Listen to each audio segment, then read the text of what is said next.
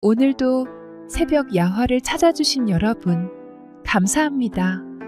구독과 좋아요를 누르시고 행운을 받아가세요. 새벽 야화의 재밌는 이야기 시작합니다. 조선시대의 어느 마을, 남편을 잃고 과부로 살아온 지 10년이 넘은 윤씨마님이 살고 있었습니다. 과부로 살아온 지 벌써 10년이 넘었지만 그녀의 고운 자태는 마을 사람들의 입에 자주 오르내렸습니다. 윤씨마님은 단아한 외모의 품위까지 갖추어 부족할 것 없어 보였지만 외로움만큼은 그녀에게 크나큰 고통이었습니다. 그 집에는 그녀와 함께 사는 한 사람이 있었습니다. 머슴인 영춘이었습니다. 영춘은 20대 중반의 사내로 듬직한 체격에 맑은 눈빛을 지녔지만 어딘가 어리숙한 구석이 있었습니다. 그는 워낙 천생이 우둔하여 숙맥을 분간치 못하는 바보 머슴이었기에 윤씨마님의 힘이 되어주기에는 가장 적격인 머슴이었습니다. 겨울이 다가오기 전 영춘은 땔감을 구하러 산으로 갔습니다. 영춘은 매일같이 산으로 올라가 나무를 하고 그것을 등에 지고 돌아오는 생활을 반복하고 있었습니다. 해가 기울어 어스름이 깔린 숲속, 영춘은 울창한 나무들 사이를 헤매다 무언가 낯선 향기를 맡았습니다. 코끝을 간지리는 깊고 진한 흙내음 속에 섞인 그 향기는 분명 송이버섯이었습니다. 영춘은 주변을 샅샅이 살피며 향기를 따라갔습니다. 그러다 낙엽더미 아래에서 고개를 내민 송이버섯을 발견했습니다. 송이버섯은 금세라도 부서질 듯 연약하면서도 탐스러운 자태를 뽐내고 있었습니다. 영춘은 손을 뻗어 조심스럽게 버섯을 따냈습니다. 송이버섯은 귀하고 값비쌌지만 머슴살이를 하는 자신이 이런 것을 먹을 수는 없을 것이라 생각한 영춘은 망설이다가 윤씨마님께 드리기로 마음먹었습니다. 집으로 돌아온 영춘은 마님께 송이버섯을 내밀며 말했습니다. 마님, 산에서 발견했구먼요. 드시면 좋을 것 같아서 가져와 봤시오. 윤씨마님은 송이버섯을 보자마자 놀란 표정을 지었습니다. 그녀는 송이버섯을 손에 들고 향을 맡아보며 감탄했습니다. 영춘아, 이런 귀한 것이 어디서 났느냐? 정말 고맙구나. 그러자 영춘은 해맑게 웃으며 말했습니다. 산속 깊은 곳에서 나무를 하다가 우연히 본 거예요. 요것이 몸에 좋다고 하길래 마님께 드리면 좋겠구나 싶어서요. 영춘은 마님이 기뻐하는 모습을 보며 가슴이 뿌듯해졌습니다. 하지만 자신이 이런 귀한 음식을 먹을 수 없다는 사실에 살짝 서운함이 스쳤습니다. 그는 다음 날부터 산에서 본 송이버섯의 모양을 떠올리며 나무를 깎아 비슷한 모양을 만들기 시작했습니다. 그러고는 식사할 때마다 목각을 바라보며 마치 진짜 송이버섯을 먹는 듯 위안을 삼았습니다. 어느 날 영춘이 산에 나무를 하러 간 사이 우연히 윤씨마님은 영춘의 방에 들어갔다가 구석에 놓인 목각을 발견했습니다. 윤씨마님은 송이버섯을 정교하게 본뜬 목각을 손에 들고는 한참 동안 바라보았습니다. 아니, 이것은 도대체 무엇란 말인가? 그리고 자신도 모르게 손끝으로 그 목각을 쓰다듬기 시작했습니다. 그녀는 한동안 목각을 쓰다듬고는 이내 마음속 깊은 외로움과 갈망이 그녀를 엄습했습니다. 윤씨마님은 정절을 지키는 과부로서 살아온 자신의 삶과 억눌려왔던 감정들이 머릿속을 가득 채우는 것을 느꼈습니다. 그때 문득 방 밖에서 들려오는 소리에 그녀는 움찔하며 멈췄습니다. 문 밖에서 소리를 낸 것은 영춘이었습니다. 나무 땔감을 잔뜩 들고 온 그는 마님을 보며 밝게 인사했습니다. 마님, 다녀왔어요. 영춘은 땔감을 한쪽에 정리하며 마님에게 말했습니다. 아유, 마님, 누추한 제 방에는 뭐 하러 들어가셨대요? 정리도 안 했는디 부끄럽구만요. 윤씨마님은 잠시 머뭇거리다 이내 어색한 미소를 지으며 대답했습니다. 왔느냐? 잠시 찾을 것이 있어서 들른 것이란다. 땔감을 해오느라 고생했구나. 그녀는 당황한 표정을 하며 영춘이 만든 목각을 조용히 뒤로 감춘 채 서둘러 방을 나갔습니다. 그날 밤 영춘은 저녁상을 차려놓고 밥을 먹기 위해 송이버섯을 본떡 깎아두었던 목각을 꺼내려고 했습니다. 보자, 보자, 어디 보자. 목각이 어디로 숨어버린겨. 영춘은 밥숟가락을 내려놓고 자리에서 일어났습니다. 방 한구석에 뒀던 목각을 찾으려 서랍과 바닥을 뒤졌습니다. 그러나 아무리 찾아도 보이지 않았습니다. 원매, 정말로 어디로 숨어버린겨?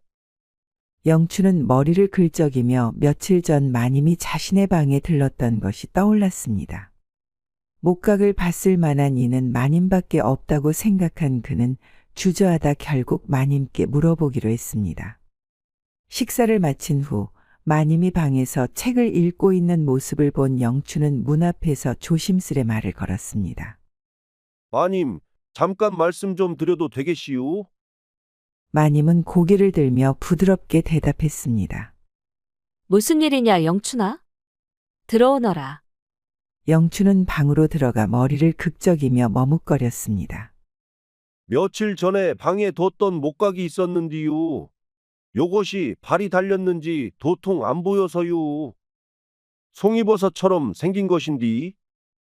마님은 순간 놀란 듯 눈을 살짝 크게 뜨더니 곧 고요한 표정으로 대답했습니다. 그 목각 말이냐? 내가 가져갔다. 너무 정교하게 깎아놓아서 마음에 들어 방에 두었는데 내가 찾고 있었다면 돌려주마. 영춘은 마님의 말에 잠시 멍해졌습니다. 그러다 이내 고개를 저으며 말했습니다. 아유, 괜찮아요, 마님. 제가 그냥 심심풀이로 깎은겨요. 마님께서 좋아하시면 쓰셔요. 주변에 널린 게 나무 아니겠어요?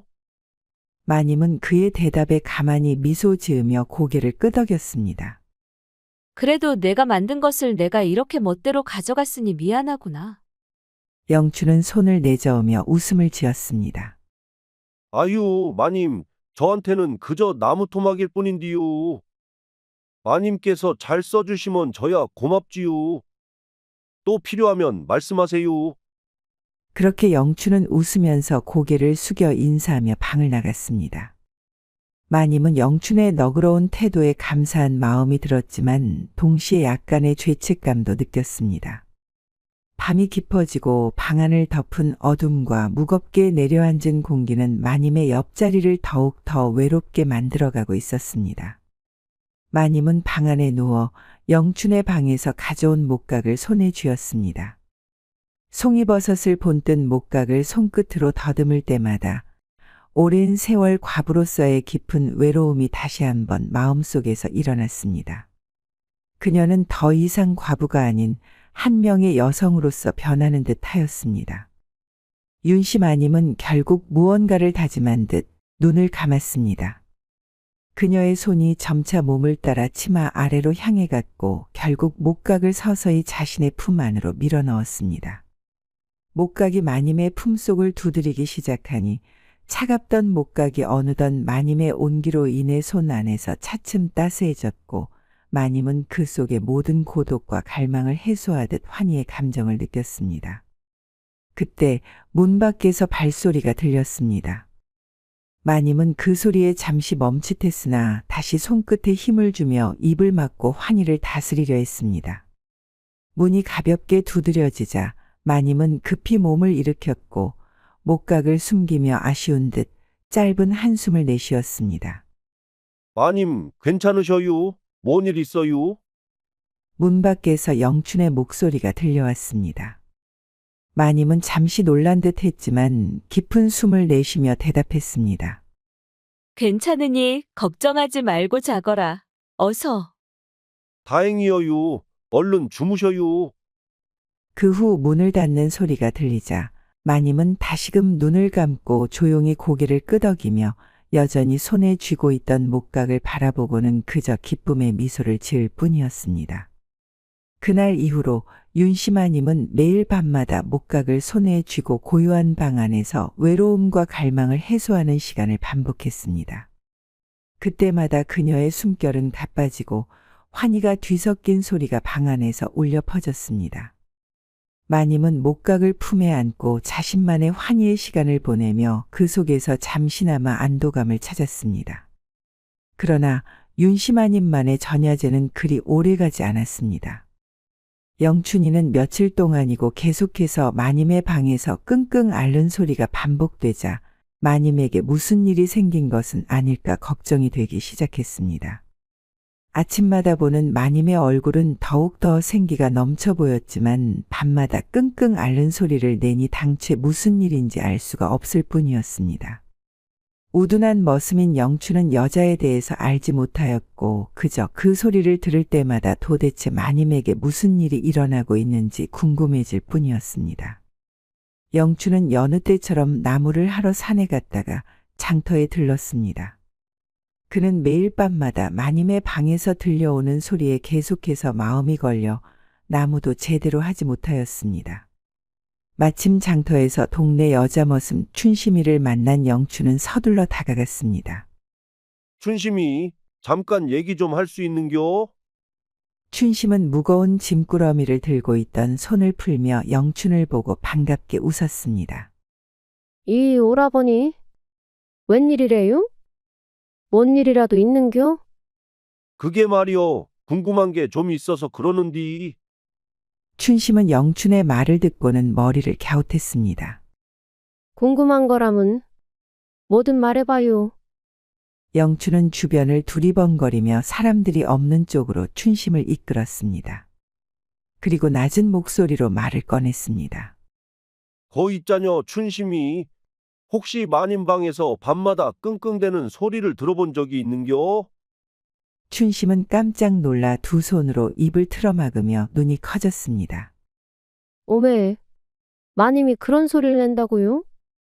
그럴 리가 있슈? 아니요, 내 귀로 똑똑히 들은겨. 그 끙끙대는 소리가 며칠째 들리는디 도통 무슨 일인지 통 모르겠는겨. 근데 마님 얼굴은 아침마다 생기가 넘치시는디 밤만 되면 소리를 내시니 걱정이 돼서 물어보는겨. 춘심은 영춘을 빤히 보더니 뭔가 눈치를 챈 듯 미소를 지었습니다. 영춘이 오라버니, 혹시 마님 방에서 뭐 특이한 거 본 거 없슈? 영춘은 잠시 생각하다가 대답했습니다. 이 며칠 전에 내가 깎아둔 목각을 마님이 가져갔는디 말이오. 춘심은 눈을 반짝이며 물었습니다. 못가기요? 뭔 못가기길래 그런디요? 송이버섯 본 떠서 깎은겨. 내가 산에서 송이버섯을 보고 맛은 못 봐서 눈으로라도 보려고 만든겨. 춘심은 그 말을 듣고 얼굴을 붉히며 어쩔 줄 몰라 했습니다. 허참, 오라버니 그런 걸 마님이 왜 가져가셨다고요? 마님이 너무 잘 깎았다고 허시길래 그냥 드린겨. 내가 또 깎으면 되니께. 춘심은 한숨을 쉬며 고개를 저었습니다. 오라버니, 그게 마님한테는 아주 귀한 물건일지도 모르겠슈.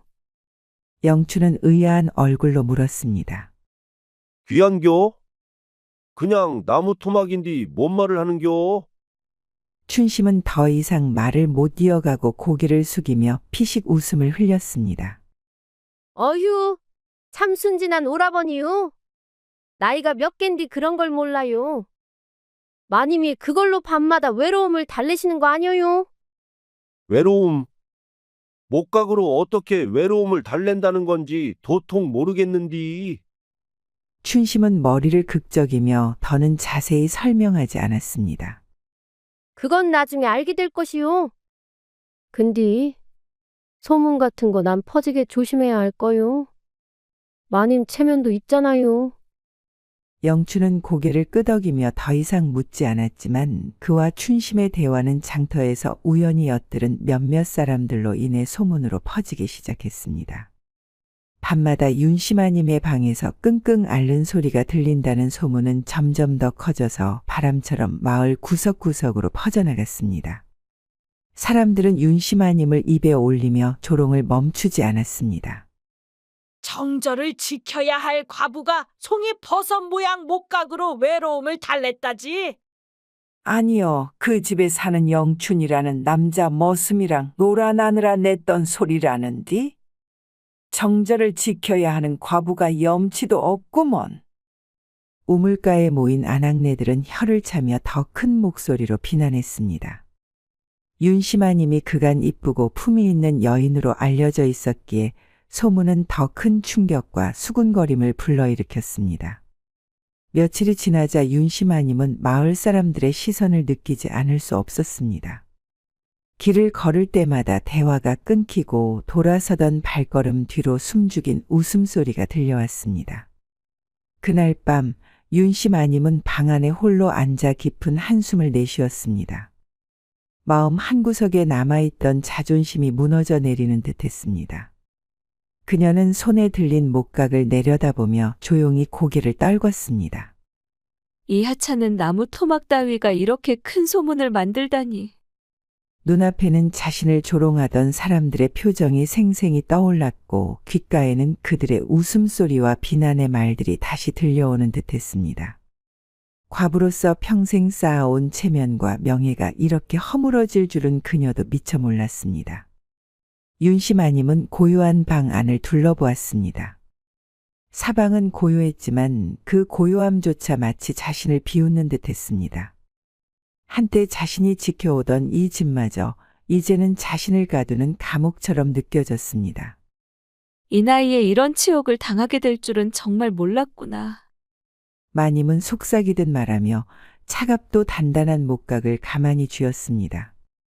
그러다 차오르는 감정을 참지 못해 눈물이 뺨을 타고 흘러내렸습니다. 정절을 지키지 못한 내 잘못인 것이냐. 이런 외로움조차 허락되지 않는 세상이 문제인 것이냐. 모든 것이 자신의 탓이라 생각하면서도 동시에 세상이 너무도 냉혹하게 느껴졌습니다. 윤심아님은 목각을 품에 안고 눈물을 흘리며 마을 사람들이 수군거리는 소문 속에서 그저 조용히 숨을 죽일 뿐이었습니다. 그러한 소문으로 인해 점차 지쳐가던 밤, 윤심아님이 홀로 어두운 방 아래 앉아 지난 날을 되새기며 생각에 잠겨 있을 때였습니다. 조용한 마당을 가로질러 들리는 조심스러운 발자국 소리에 그녀는 고개를 들었습니다. 누구시죠? 마님은 경계심을 담아 낮은 목소리로 물었습니다. 잠시 뒤 방문이 살짝 열리며 옆집에 사는 과부 이 씨가 얼굴을 내밀었습니다. 그녀는 주변을 두리번거리며 방 안으로 들어섰습니다. 마님, 늦은 시간에 불쑥 찾아뵈어 죄송합니다. 이 씨는 작은 목소리로 말하며 고개를 숙였습니다. 윤심아님은 약간 당황했지만 그녀를 앉게 하며 물었습니다. 이 늦은 밤중에 어쩐 일이신가요? 이 씨는 망설이다가 마침내 입을 열었습니다. 저기 마님께서 쓰셨다는 그 목각이 정말로 그리도 좋다 하던데 혹시 제가 한 번만 좀 안 될까요? 얼굴이 새빨갛게 달아오른 이 씨는 말끝을 흐리며 윤심아님의 눈치를 살폈습니다. 윤심아님은 그제야 상황을 이해했습니다. 소문이 퍼지며 목각에 대한 이야기가 마을 곳곳으로 흘러간 것을 알고 있었지만 그것이 다른 과부의 관심까지 끌게 될 줄은 몰랐습니다. 어머, 그런 말씀을 하시다니. 윤심아님은 자신과 같은 처지에 놓인 과부를 힐끔 보며 작은 한숨을 내쉬었습니다. 저도 참 망설였지만 너무 외롭고 쓸쓸한 밤을 견디기가 힘들어서요. 이 씨는 떨리는 목소리로 말을 이었습니다. 마님이 힘드셨다는 것을 저도 알지만 마님이 목각을 사용한 뒤로 생기가 넘치신다고 하여 하루라도 빌려볼 수 있을까 싶어서요. 윤심아님은 잠시 망설였습니다. 목각은 단순한 물건이 아니라 그녀에게 외로움을 달래주는 위안이 되었기에 쉽게 내어줄 수 없는 존재였기 때문이었습니다. 하지만 자신의 눈앞에 앉아있는 옆집 과부이 씨 역시 외로움에 지친 얼굴을 하고 있었기에 그녀는 연민을 느꼈습니다. 과부란 인생이 참으로 쓸쓸하고 외롭지요. 그대의 고통을 저도 이해합니다. 이 하찮은 나무 조각이 대단한 것은 아니지만 가져가시지요. 윤심아님의 대답을 들은 이 씨의 얼굴이 밝아졌습니다. 정말요? 아이고 마님 감사합니다. 윤씨 마님은 이 씨의 손을 잡으며 말을 이었습니다. 하지만 괜한 말이 또 퍼지면 마님께도 피해가 갈 테니 조심하셔야 해요. 이 씨가 물건을 가지고 돌아간 후 윤씨 마님은 다시 혼자 남게 되었습니다. 그녀는 깊은 한숨을 쉬며 생각했습니다. 결국 모두 같은 외로움을 품고 사는 거군요. 윤씨 마님의 고통을 이해한다는 듯 밖에서는 개 짖는 소리가 멀리서 울려 퍼졌습니다. 깊고 고요한 밤 그녀의 방 안에는 그녀가 앉아 있었지만 그녀의 마음은 여전히 텅 비어 보이는 듯 했습니다. 며칠이 지나자 윤씨 마님의 외로움을 달래준 목각에 대한 이야기는 옆 마을의 과부들한테만 조심스럽게 퍼졌고 옆 마을의 과부들까지 윤씨 마님을 찾기 시작했습니다. 그들은 모두 마님이 가지고 있던 목각을 자신도 갖고 싶어 했습니다. 하지만 자신이 가지고 있던 목각은 이미 이 씨에게 주었기 때문에 그들을 돌려보낼 수밖에 없었습니다. 윤씨 마님은 외로운 과부들의 부탁을 받으며 깊은 생각에 잠겼습니다. 그들은 자신과 같은 처지에서 비롯된 외로움과 고통을 조금이라도 덜기 위해 목각을 부탁한 것이었고 마님도 그 마음을 너무나 잘 알고 있었습니다. 윤씨 마님은 영춘을 방으로 불러들였습니다. 마님은 조금은 불안한 표정으로 영춘을 바라보며 조심스럽게 말을 꺼냈습니다. 나와 같은 처지에 놓인 이들이 너가 만들었던 목각을 원한다는 소식을 들었느냐?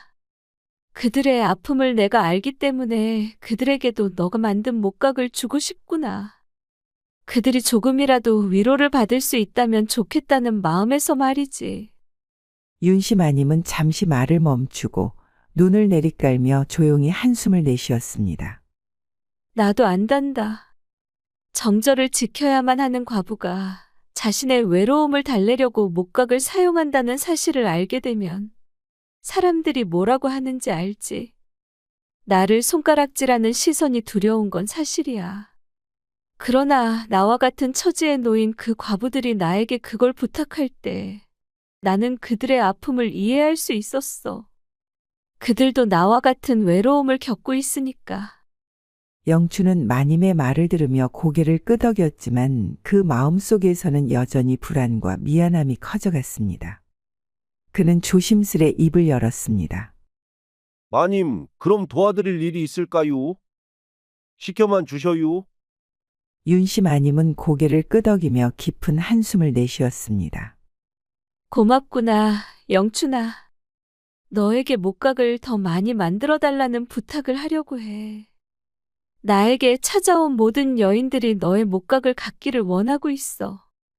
나는 그들이 조금이라도 위로를 받을 수 있게 해주고 싶어. 영춘은 잠시 고민에 잠겼습니다.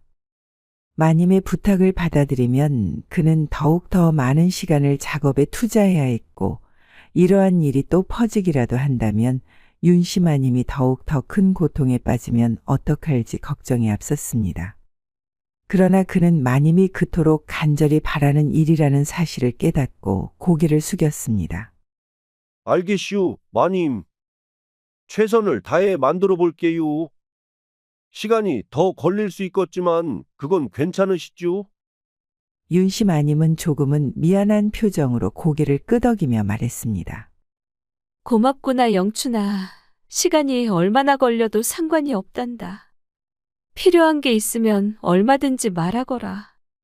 영춘은 마님이 자신을 신뢰하고 부탁해 준 것에 대한 감사함과 마님이 얼마나 외로웠는지에 대한 공감을 느끼며 대답했습니다.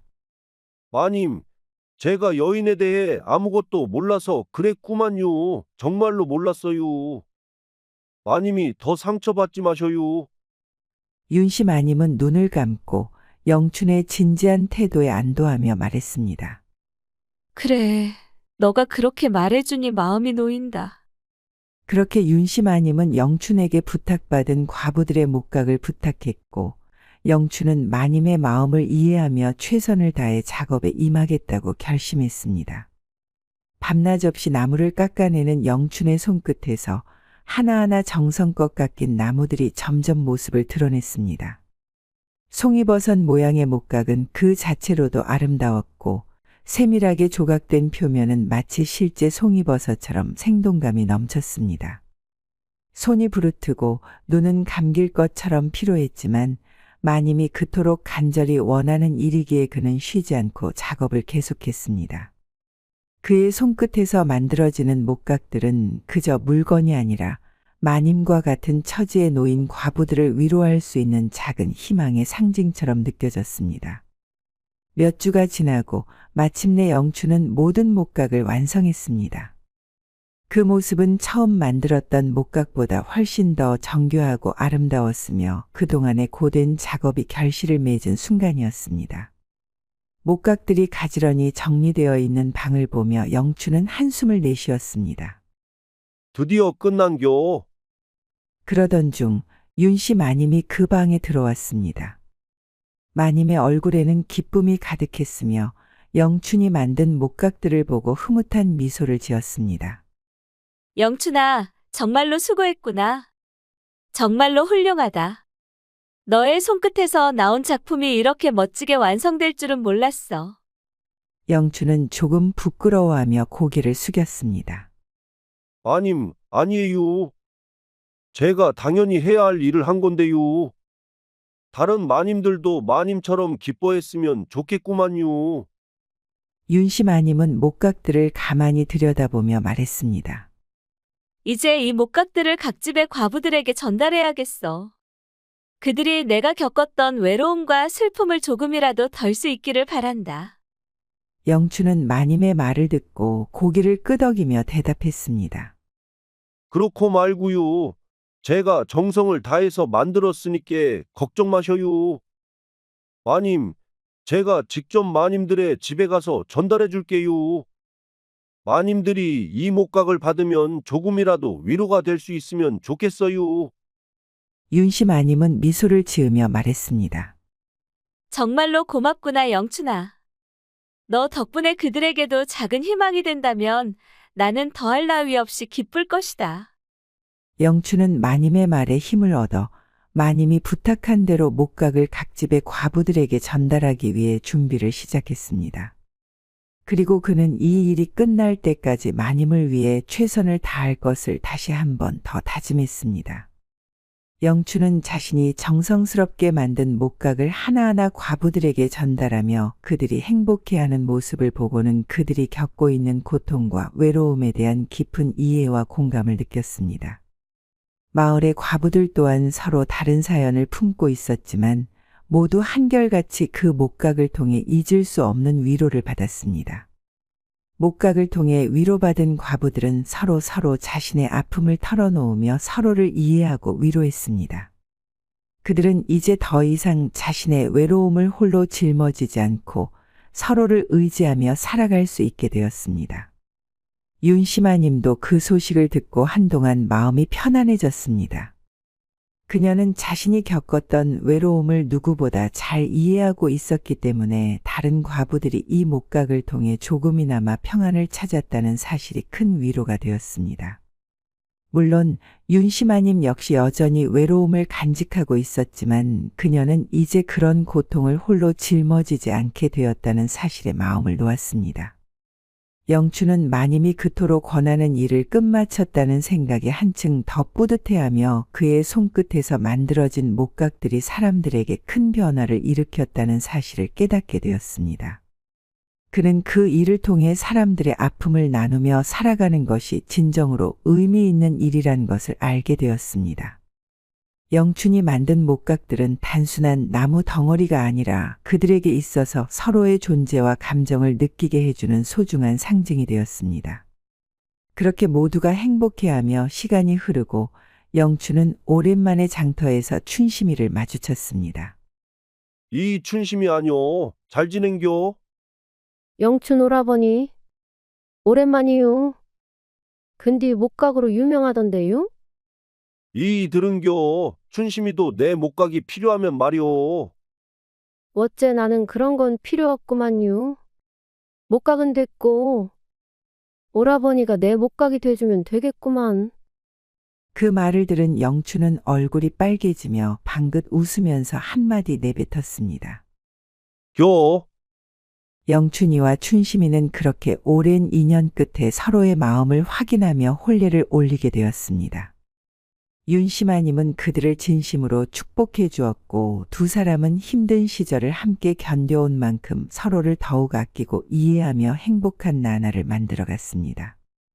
윤씨마님도 마찬가지로 같은 처지의 과부들이 그녀의 곁을 지키며 따뜻한 위로와 격려를 아끼지 않았습니다.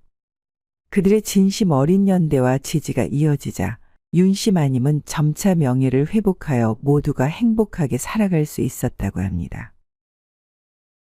옛날 조선 경상도 안동에는 왕릉을 돌보는 이참봉이 살고 있었습니다. 그의 나이 이제 40을 넘겼지만 여전히 혼인 한 번 하지 못한 노총각이었습니다. 그는 능 주변의 숲과 나무, 무덤의 정결함을 관리하며 나날을 보냈습니다.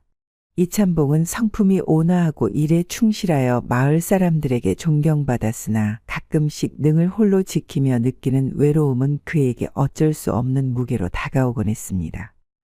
능 주변은 계절마다 풍경이 달라졌습니다.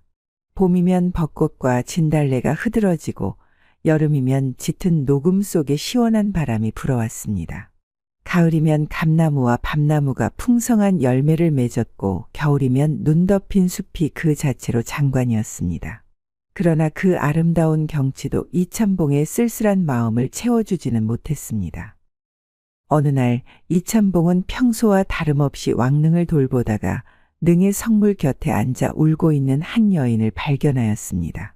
그녀는 고운 한복을 입고 있었으나 헝클어진 머리와 창백한 얼굴은 그녀의 고단함을 드러내고 있었습니다. 그녀의 울음소리는 맑고도 슬펐습니다. 참봉은 조심스럽게 다가가 물었습니다. 이보시오. 여기는 쉽게 접근할 수 없는 곳이오. 무슨 연유로 이곳에 와 있는 게요? 여인은 놀란 듯 얼굴을 들었으나 눈물로 가득 찬 두 눈은 그를 제대로 보지도 못했습니다. 잠시 후 그녀는 떨리는 목소리로 대답했습니다. 저는 박희빈이라 합니다. 제 아버지가 억울한 누명을 쓰고 관직에서 쫓겨난 뒤로 유배를 가셨습니다. 그 일을 견디지 못한 어머니께서는 병으로 돌아가셨고 저는 여동생과 함께 초라한 집에 남겨졌습니다. 제 마음 둘 곳이 없어 이곳에 와한을 풀고자 하였습니다. 이참봉은 가슴 한쪽이 저릿해졌습니다. 그녀의 이야기는 단순히 동정심을 자극하는 것을 넘어 그에게 책임감을 느끼게 했습니다.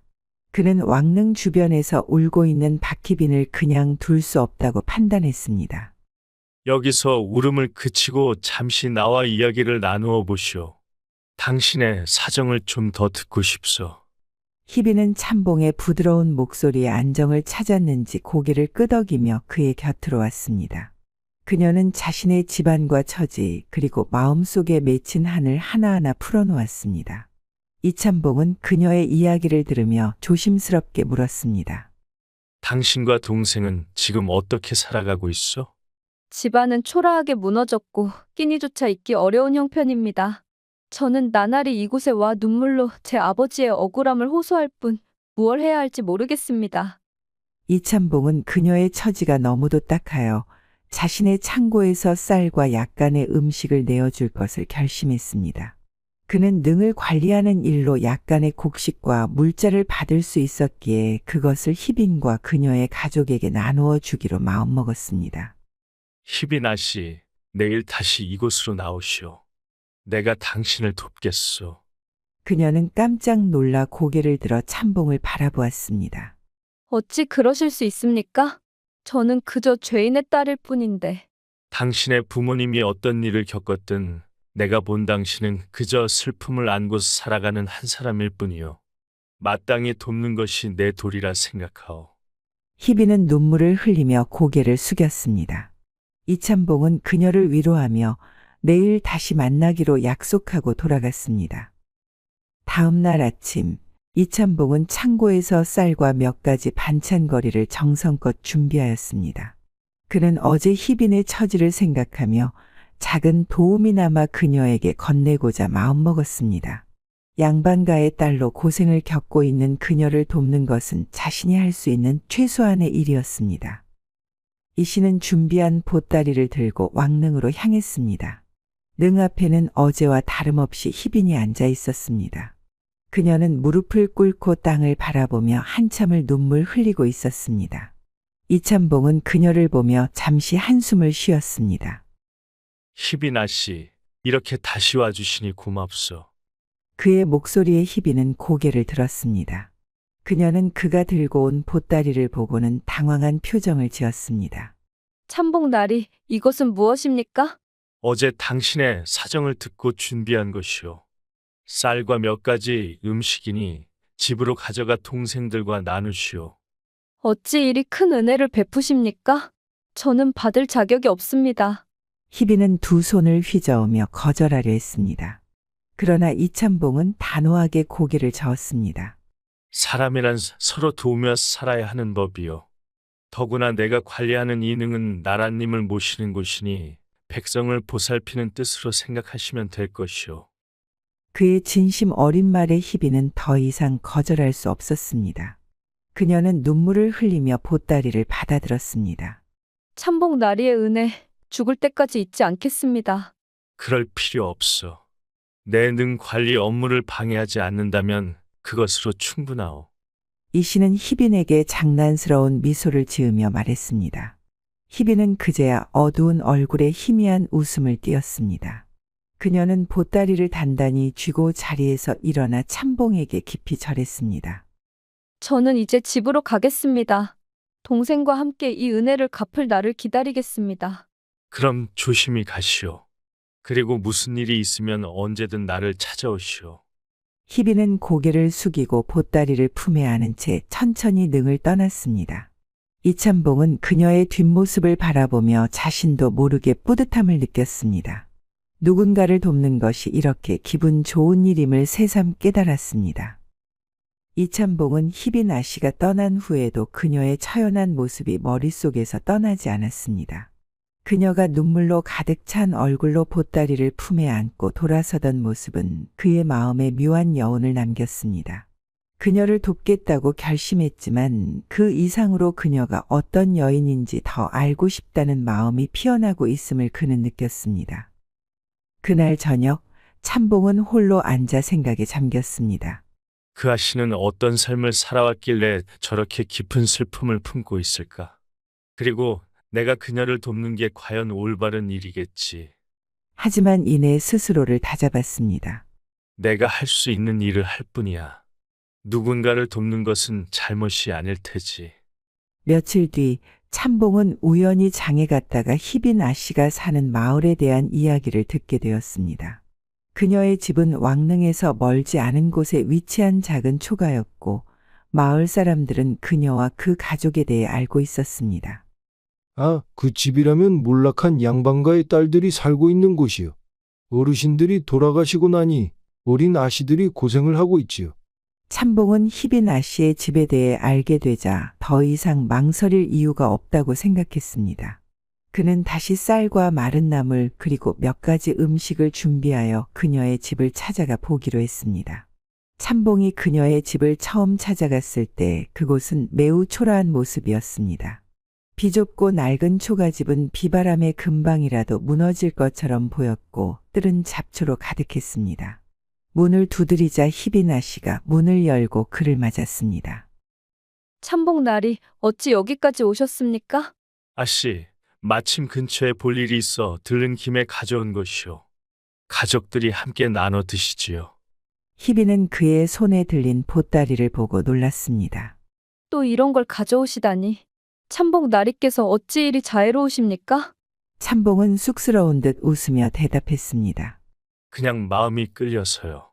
이 작은 것으로라도 도움이 된다면 좋겠습니다. 그는 음식을 내어주며 집안을 힐끗 보았습니다. 집안에는 희빈 아씨 외에 또 다른 젊은 여인이 앉아 있었습니다.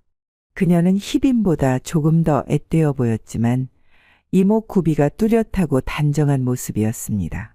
참봉은 자연스럽게 물었습니다. 아씨, 저 여인은 혹시 동생이신가요?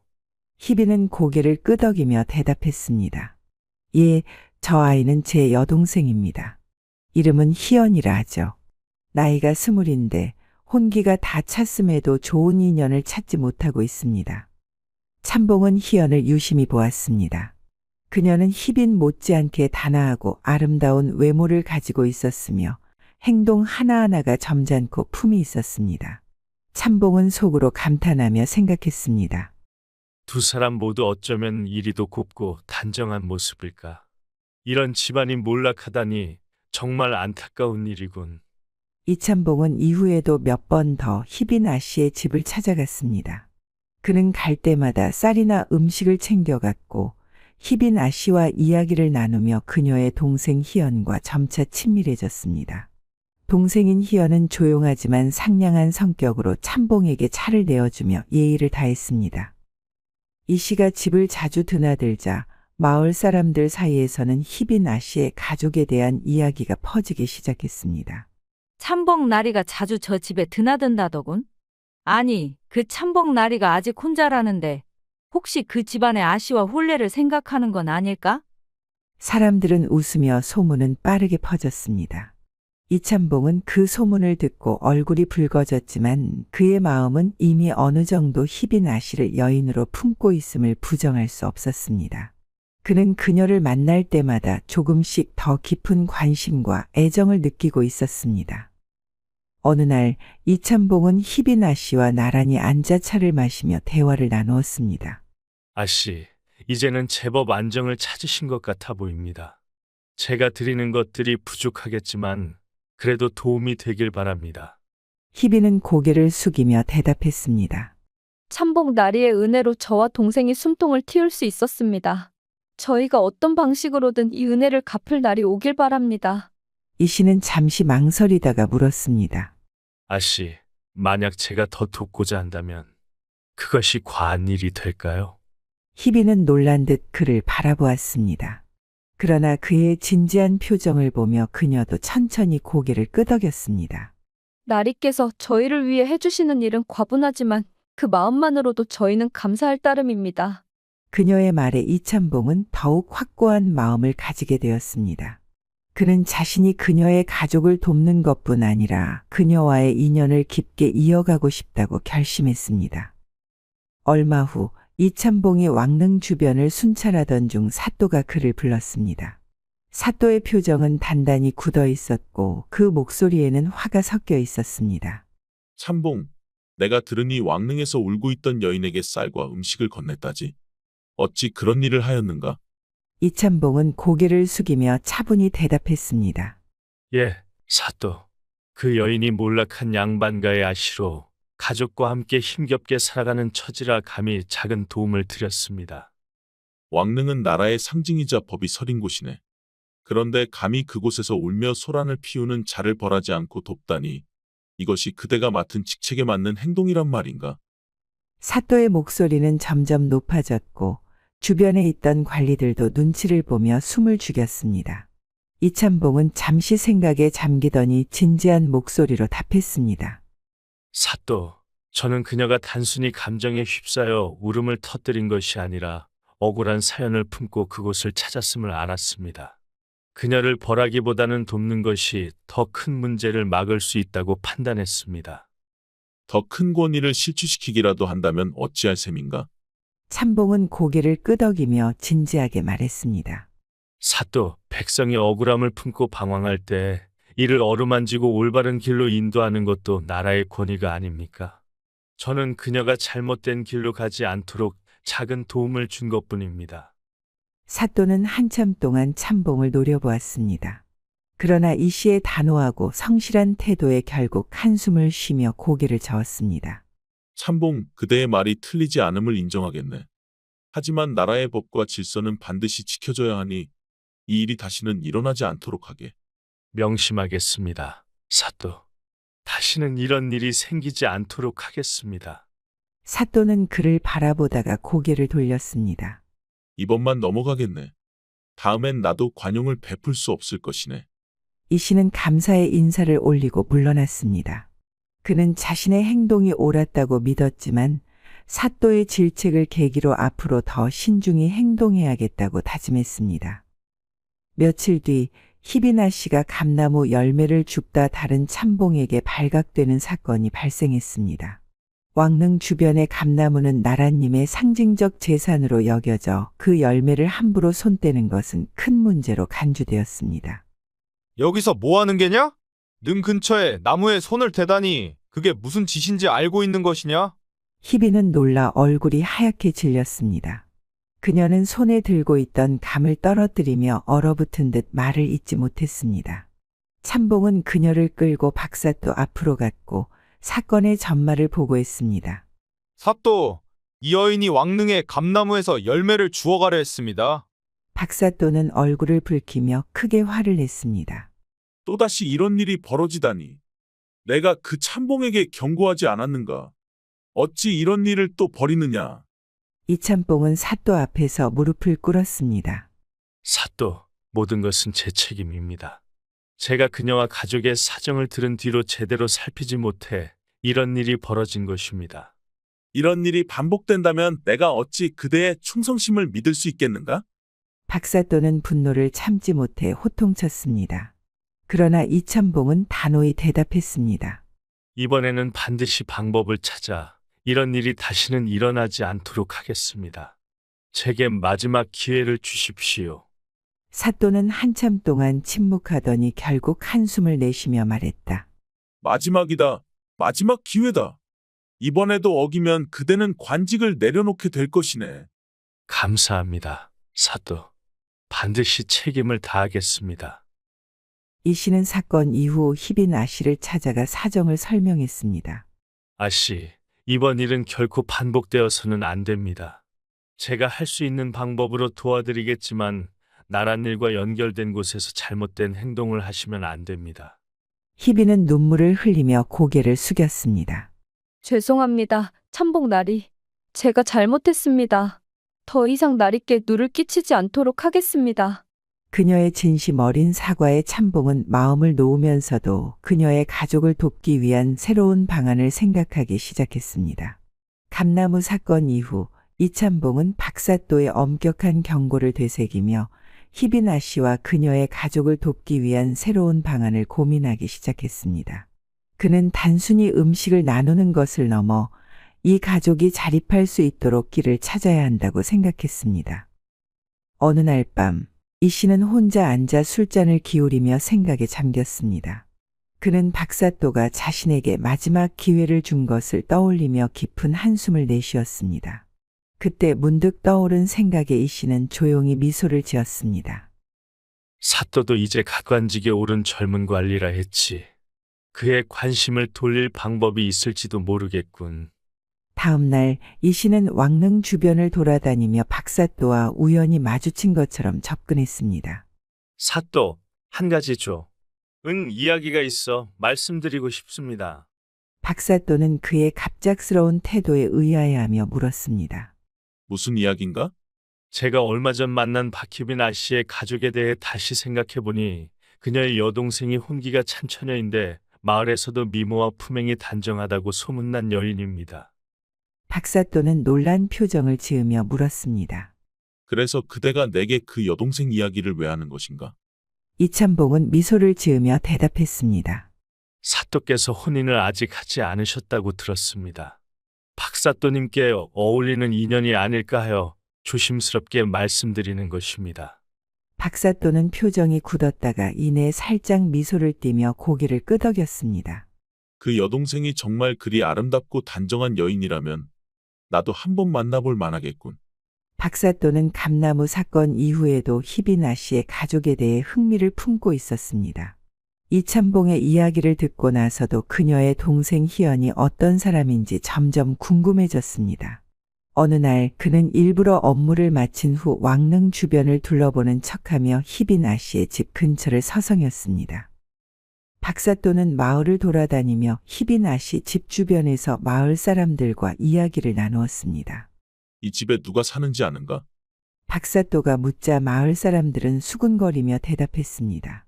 그 집엔 몰락한 양반가의 딸들이 살고 있습니다. 특히 동생 희연 아씨는 참으로 고운 처자인데 집안이 어려워 혼례도 못하고 있다더이다. 그리도 고운 사람이던가? 박사또는 속으로 흥미를 느끼며 물었습니다. 예, 사또. 동네 사람들 사이에서도 미모와 품행이 단정하기로 소문난 여인이지요. 하지만 그녀의 집안 형편 때문에 인연을 맺으려는 사람이 없는 듯합니다. 이야기를 들은 박사또는 내심 미소를 지었습니다. 집으로 돌아가는 길에 그는 이참봉을 만나 은근슬쩍 이야기를 꺼냈습니다. 이참봉, 얼마 전에 말했던 그 집의 여동생 말이야. 그녀가 그렇게 단정하고 품격 있는 사람이라면 나도 한번 만나볼 수 있는 자리를 마련해보는 게 어떻겠나? 이참봉은 박사또의 의도를 단번에 알아차리고 미소를 띄었습니다. 사또께서 정말로 만나 뵙고 싶으시다면 제가 자리를 마련해 보겠습니다. 하지만 혼례를 위해선 아씨의 동의가 필요하니 먼저 그녀와 상의하겠습니다. 박사또는 고개를 끄덕이며 대답했습니다. 그대가 잘 설득해 주길 바라네. 나도 마음의 준비를 하고 있겠네. 이참봉은 박사또와의 대화 후 희빈 아씨를 찾아갔습니다. 그는 차분히 희빈과 대화를 나누며 박사또의 의사를 전했습니다. 희빈 아씨, 사또께서 동생 희연 아씨를 만나고 싶다는 말씀을 하셨습니다. 사또께서는 젊고 유능한 분으로 동생분께 좋은 인연이 될 수 있을 것입니다. 어떻게 생각하십니까? 희빈은 잠시 망설이다가 대답했습니다. 동생의 혼사를 결정하는 일은 조심스러울 수밖에 없습니다. 하지만 참복 나리의 말이라면 믿겠습니다. 제가 동생과 상의해 보겠습니다. 이후 희빈은 희연과 이야기를 나누며 박사또의 의사를 전달했습니다. 희연은 처음엔 부끄러워하며 주저했지만 언니와 이참봉의 진심 어린 설득에 동의했습니다. 며칠 후 이참봉은 박사또와 희연 아씨의 만남을 주선했습니다. 만남은 희빈 아씨의 집에서 이루어졌으며 박사또는 희연 아씨의 고운 외모와 단아한 태도에 크게 감탄했습니다. 희연 역시 박사또의 젊고 당당한 모습을 보고 호감을 느끼게 되었습니다. 이 만남은 두 사람의 혼사를 위한 계기가 되었고 박사또는 본격적으로 혼례를 준비하기로 결심했습니다. 박사또와 희연 아씨의 혼례가 결정된 후 이참봉과 희빈 아씨는 혼례 준비를 도우며 분주한 나날을 보냈습니다. 이참봉은 혼례가 잘 치러질 수 있도록 신경을 썼고 희빈 아씨 역시 언니로서의 책임감을 가지고 세세한 준비를 도맡았습니다. 혼례 준비는 순조롭게 진행되었고 이참봉과 희빈 아씨는 자주 마주치며 의견을 나누는 일이 많아졌습니다. 참봉은 그녀가 성실하고 세심하게 준비하는 모습을 보며 속으로 감탄하곤 했습니다. 아씨, 준비가 많이 번거롭지 않으십니까? 제가 더 도울 수 있는 일이 있다면 말씀하십시오. 참복 나리께서 이렇게 도와주시니 혼례 준비가 훨씬 수월해졌습니다. 저희 동생에게 이런 좋은 인연을 만들어주셔서 감사할 따름입니다. 두 사람은 작은 일도 함께 상의하며 자연스럽게 가까워졌습니다. 이참봉은 희빈 아씨의 고운 마음씨와 다정한 성품에 점점 더 마음이 끌렸고 희빈 아씨 역시 참봉의 배려와 따뜻함에 마음이 열리기 시작했습니다. 드디어 혼례 당일 박사또와 희연의 결혼식이 성대히 열렸습니다. 마을 사람들 모두가 참석해 축하했고 박사또는 행복한 표정으로 희연 아씨와 함께 새로운 삶을 시작했습니다. 희빈 아씨는 동생의 행복을 보며 기쁨의 눈물을 흘렸습니다. 그러나 동생이 시집을 가고 나니 희빈 아씨는 집안이 허전하게 느껴졌습니다. 동생은 그녀의 가장 큰 의지처이자 친구 같은 존재였기에 혼자 남겨진 그녀의 마음은 점점 쓸쓸함으로 가득 찼습니다. 며칠 뒤 희빈 아씨는 집 안에서 홀로 차를 마시며 동생과 함께했던 날들을 떠올렸습니다. 그녀는 창밖을 바라보며 나지막이 혼잣말을 했습니다. 잘 지내겠지. 나보다 더 행복한 삶을 살겠지. 그런데 왜 내 마음은 이렇게 허전한 걸까? 그때 문 밖에서 들려오는 소리에 그녀는 고개를 돌렸습니다. 이참봉이 조심스럽게 문을 두드리고 있었습니다. 아씨, 괜찮으십니까? 오랜만에 찾아뵙습니다. 희빈 아씨는 이 씨를 맞이하며 차를 내왔습니다. 두 사람은 차분히 앉아 대화를 나누었습니다. 그녀는 동생이 시집간 후 느낀 외로움과 슬픔을 참봉에게 털어놓았습니다. 나리, 제 동생이 잘 된 것은 기쁘지만 이상하게도 마음 한구석이 허전합니다. 함께 어려운 시간을 견뎌냈던 사람이 떠나고 나니 제 안에 있던 힘마저 빠져나간 기분입니다. 이참봉은 그녀의 마음을 이해하며 따뜻하게 위로했습니다. 아씨, 그런 마음은 당연한 것입니다. 그간 동생분을 위해 얼마나 헌신하셨습니까? 그러나 아씨도 이제는 자신의 행복을 생각하셔야 할 때가 아닐까요? 그의 진심 어린 위로에 희빈아 씨는 눈물을 흘렸습니다. 날이 이렇게 제 이야기를 들어주시고 제 마음을 헤아려 주시니 참 고맙습니다. 참봉은 그녀의 손을 조심스럽게 잡으며 말했습니다. 아씨, 저도 그동안 아씨와 가까워지며 제 마음이 변하고 있음을 알았습니다. 제가 아씨를 모시며 함께 살아갈 수 있다면 제게 더할 나위 없는 행복일 것입니다. 희빈아 씨와 이참봉은 차를 마시며 이야기를 나누는 동안 점차 서로의 마음을 열기 시작했습니다. 밤이 깊어가면서 창밖에는 달빛이 고요히 내려앉았고 방 안의 등불은 은은한 빛으로 두 사람의 얼굴을 비추고 있었습니다.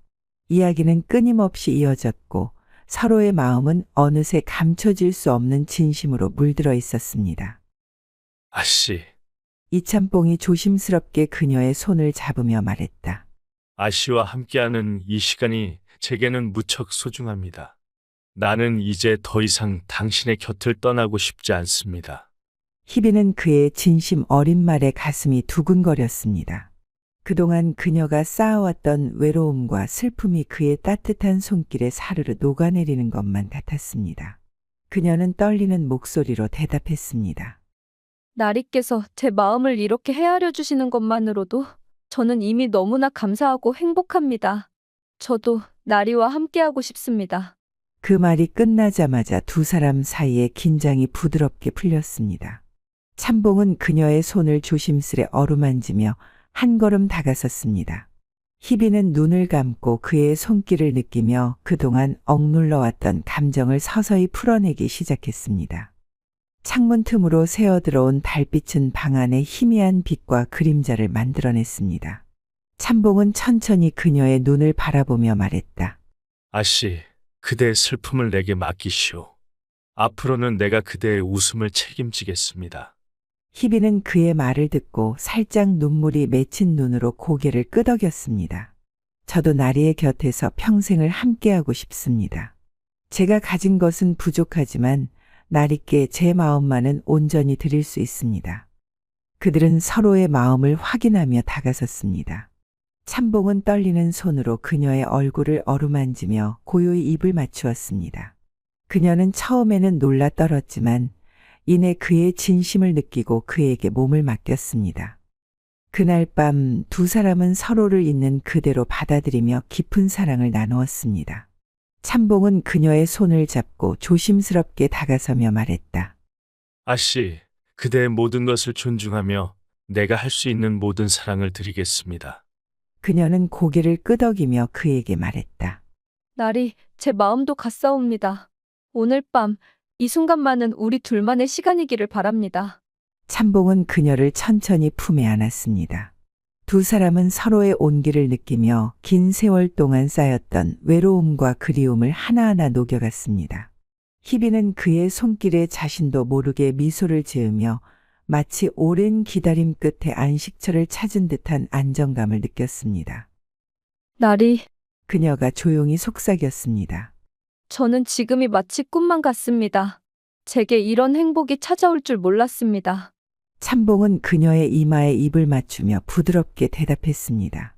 아씨, 이 순간이 우리의 시작일 뿐입니다. 앞으로는 매일 밤, 매일 아침이 이렇게 행복할 것입니다. 그들은 서로의 마음과 몸을 온전히 나누며 더 이상 외로움이 아닌 사랑으로 가득 찬 밤을 보냈습니다. 두 사람은 서로를 통해 진정한 행복과 위로를 발견하며 그날 밤을 영원히 잊을 수 없는 추억으로 간직하게 되었습니다. 이날의 만남은 단순한 감정의 교류를 넘어 두 사람의 인생을 영원히 바꾸는 사랑의 시작이 되었습니다. 그들의 사랑은 다음날 아침까지도 방 안에 은은히 남아 이제는 결코 떼어낼 수 없는 깊은 인연으로 이어졌습니다. 시간이 흐르며 두 자매는 각자의 자리를 찾아 행복한 삶을 살아갔습니다. 몰락한 양반가의 딸로서 외로움과 고난 속에 살아왔던 희빈과 희연은 진정으로 자신들을 이해하고 아껴주는 두 남성을 만나 사랑의 결실을 맺었습니다. 희연은 박사또와 혼례를 올린 뒤 사또의 든든한 지지 속에서 가정을 꾸렸습니다. 희빈 또한 이참봉과의 사랑을 확인한 후 혼례를 올리고 그의 곁에서 행복한 나날을 보냈습니다. 두 자매는 비록 집안이 몰락하며 많은 것을 잃었지만 진정한 사랑과 소중한 인연을 얻었습니다. 박사또와 이참봉은 처음에는 각자의 직무에 엄격한 잣대를 들이대던 사람들이었습니다. 하지만 그들이 가벼운 마음으로 내어준 용서와 이해는 자신들에게 큰 사랑과 행복으로 돌아왔습니다. 박사또는 자신의 엄격함을 내려놓고 희연을 마음에 품었으며 이참봉은 자신의 직무를 넘어선 따뜻한 배려로 희빈을 사랑하게 되었습니다. 사또는 어느 날 희연에게 농담조로 말했습니다. 내가 그때 참봉의 말을 듣지 않았더라면 이렇게 고운 아내를 얻지 못했겠지. 희연은 부드럽게 웃으며 대답했습니다. 나리께서는 제 마음을 얻으셨으니 참봉 나리께도 감사 인사를 드려야 하지 않겠습니까? 박사또는 그 말에 크게 웃으며 다음 날 이참봉의 집으로 술을 들고 찾아갔습니다. 박사또와 이참봉은 이제 형님, 아우처럼 지내며 서로의 가정을 자주 오갔습니다. 그런데 재미있게도 집안에서는 그들의 계급이 뒤바뀌는 일이 잦았습니다. 이참봉은 자신이 집안에서는 형님 대접을 받는 일이 종종 있었다며 장난스럽게 농담을 던졌습니다. 사또, 나란일에서는 사또가 위지만 이 집에서는 내가 형님입니다. 제수 씨가 내게 가르치기를 나를 잘 모시라고 하더군. 박사또는 웃음을 터뜨리며 대꾸했습니다. 참봉날이 나란 일이야 내가 위일지 몰라도 내 아내께서는 늘 참봉되게 하는 말에 따르더군. 결국 형님 대접을 받는 건 그쪽인가? 이 둘의 티격태격은 마을 사람들에게도 소문이 났고 마을에서는 두 사람의 관계를 두고 형님 사또와 아우 참봉이라며 웃음거리로 삼았습니다. 그러나 두 사람은 그런 소문을 개의치 않고 오히려 즐기며 지냈습니다. 두 자매는 서로를 위해 희생하며 어려운 시기를 견뎌낸 끝에 각자의 사랑을 찾았습니다. 그리고 두 남성은 작은 용서와 배려로 인해 진정한 사랑을 얻고 행복한 가정을 이루게 되었습니다. 이 이야기는 우리에게 용서와 이해가 얼마나 큰 사랑으로 돌아올 수 있는지를 일깨워줍니다. 또한 사회적 지위나 물질적 조건이 행복의 전부가 아니라는 사실을 보여주며 진정한 행복은 서로를 아껴주는 따뜻한 마음에서 비롯된다는 것을 깨닫게 합니다. 박사또와 이참봉이 술잔을 부딪히며 웃음 짓는 모습 뒤로 두 자매가 서로를 바라보며 미소 짓는 장면으로 이야기는 끝이 납니다. 고난과 슬픔을 뒤로하고 그들 모두는 사랑과 웃음이 가득한 삶을 이어갔습니다. 그리고 마을 사람들은 여전히 이렇게 말하곤 했습니다. 사또네 집이건 참봉네 집이건 결국 그 집안의 가장 높은 사람은 아내들이더군. 그 말에 두 남성은 어깨를 들썩이며 웃음으로 응답했습니다. 옛날 조선시대 한양의 술과 여자와 같이 아름다움을 좋아하는 한량 양반이 있었습니다. 그는 명문가 출신이었지만 언제나 술과 기생들과 함께 시간을 보내며 여유롭고 자유로운 삶을 즐기고 있었습니다. 공부와 학문보다는 유흥을 더 즐기며 사고만 치고 다니는 그의 일상은 마을 사람들에게도 익히 알려져 있었습니다. 다른 날과 다를 것 없이 한량 양반은 오늘도 술에 취해 비틀거리며 집으로 들어섰습니다. 그를 본 부모님은 얼굴을 찌푸리며 침묵 속에서 서로 눈길을 주고받았습니다. 정말 어쩌면 좋단 말이냐? 매일 밤 취해 집에 돌아오는 게 자랑인 것이냐? 아버지가 고개를 돌리며 심각하게 말했습니다. 아직도 정신을 못 차리다니! 명문가의 후손으로서 후위를 도모할 생각은 추호도 없는 것이냐? 한량 양반은 술에 취해 비틀거리며 웃으며 말했습니다. 그의 태도는 여전히 여유롭고 자유롭기만 했습니다. 한 번뿐인 인생 즐기면서 사는 것이 무엇이 문제란 말입니까? 이리 아름다운 것들이 많은데 어찌하여 사대부의 글 공부만 하고 살 수 있겠습니까? 그러자 아버지는 아들을 꾸짖으며 말했습니다. 이젠 더 이상 너를 이렇게 두고 볼 수 없다. 동쪽 오천에 원님 자리를 마련해놨다. 가서 그곳에서 제대로 배우고 오거라. 그들은 그를 오천의 원님으로 보내기로 하였습니다. 한량 양반은 처음에는 당황했지만 곧 마음을 바꾸었습니다. 유랑을 즐기고 자유로운 삶을 선호하는 그의 성격에는 오천으로 떠나는 일이 오히려 반가운 일이었기 때문입니다. 새로운 곳에서 더 큰 자유를 만끽할 수 있을 거라 생각하며 다음날 곧장 부모님께 인사를 드리고 오천으로 떠날 준비를 했습니다. 오천으로 가는 길, 한량 양반은 주막과 마을을 지날 때마다 술을 마시고 자연 경관을 즐기며 지나치는 여인들에게 추파를 던지며 신나게 여행을 이어갔습니다. 길가에 펼쳐진 푸르른 산과 맑은 강물은 그에게 즐거움을 안겨주었고 그는 매 순간 그 자체가 즐거운 시간이었습니다. 지나가는 여인에게 말하며 가벼운 웃음을 주는 것만으로도 그는 즐거워했습니다. 그의 마음속에서는 항상 자유로움이 그 무엇보다 중요했습니다. 밤도 아닌데 별이 빛나다니 내 살아있길 참으로 잘하였소. 이러한 추파를 들은 여인들도 그의 행동을 싫어하지 않고 오히려 부끄러워 자리를 피하였습니다.